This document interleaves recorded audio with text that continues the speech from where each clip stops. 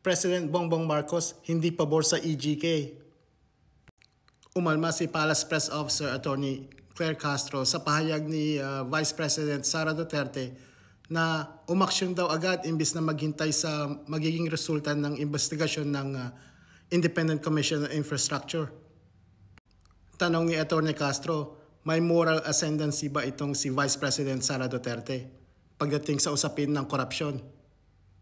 Kung baga, wala daw kay itong si Vice na mangotya sa kung paano re-resolba ng korupsyon sa Pilipinas. Iginiitin ni Castro kay VP Duterte na itong pag-iimbestiga ay hindi natatapos ng isang araw lang. Hindi daw kasi naniniwala ito si President Bongbong Marcos sa EGK style kung saan wala ng investigasyon. Basta mahuli ka at ituro ka, ikakahon ka na lang kagad. Sinabi ni Castro na kung meron daw na tinatagong sistema itong si Vice Presidente kung paano masugpo ng mabilisan ng korupsyon sa Pilipinas, dapat daw ibinigay niya sa kanyang ama na si Rodrigo Duterte noong 2017. Kung saan siya yung umamin na korap din daw siya at nagnakaw din.